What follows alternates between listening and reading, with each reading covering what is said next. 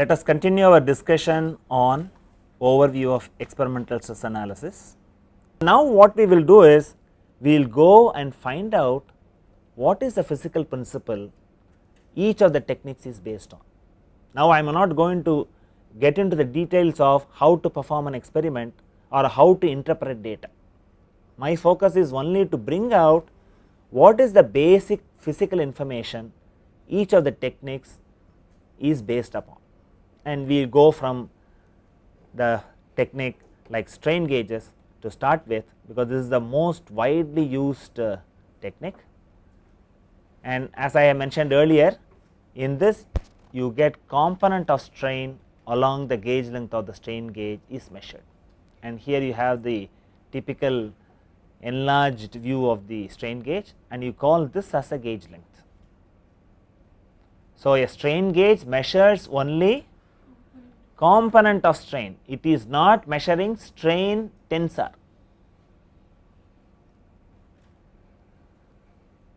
And what I have is, to measure strain tensor, I need to have 3 strain gauges for you to do it on a free surface, and they have to be pre-aligned, and you also have a name attached to it. If you have 3 strain gauges on a single base to measure the strain tensor, you call it as a rosette, you call that as a rosette. And what you have here is, you also have special grid configurations. You do not stop at only measurement of strain, there may be requirements where you may want to directly find out shear stress, or you may want to find out principal stress, or you may want to find out the residual stress component.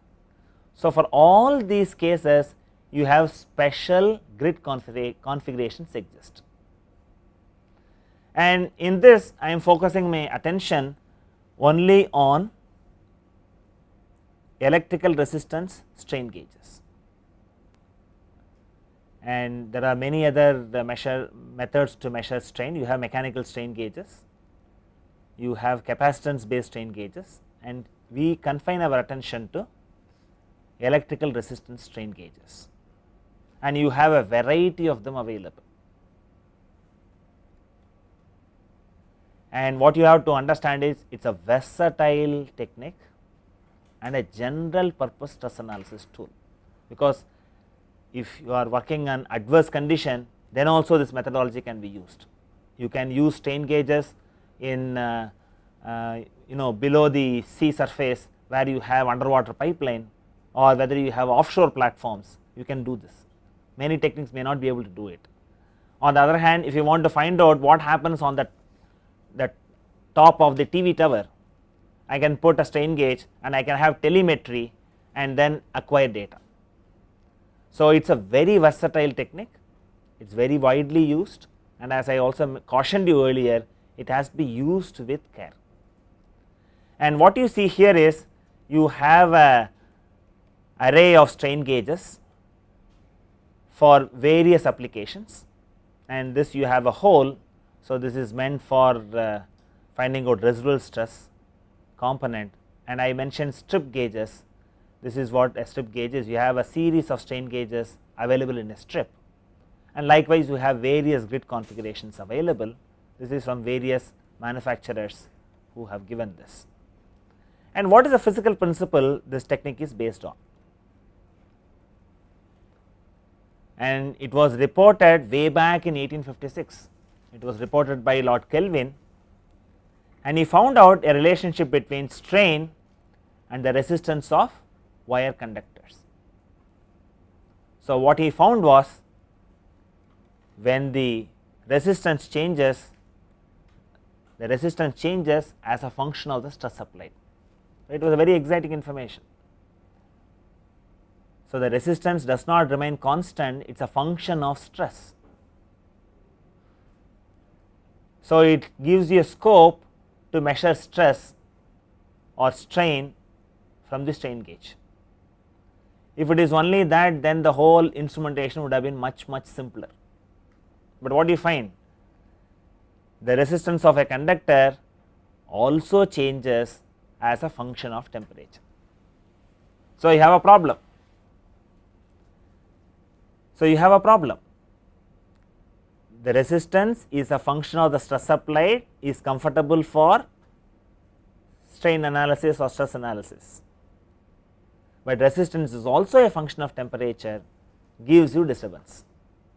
And if you look at the technological development, you have to look at how this temperature effect is taken care of. So, what you find is addressing the temperature effect is important in the accurate measurement of strain. And if you look at from the physical principle as a technology, it took almost 80 years to translate the physical principle to an effective measurement tool. Why this is so? Because you need to develop technologies where I delineate the effect of temperature and measure only the strain information, whatever the resistance changes because of strain, and it should be easily available for many people to use it, and it took so much time. And recently it also celebrated the 50th year of metal foil strain gauges. And what you have now is the technology is very well developed and you can measure 1 micro strain reliably now, very precise technique.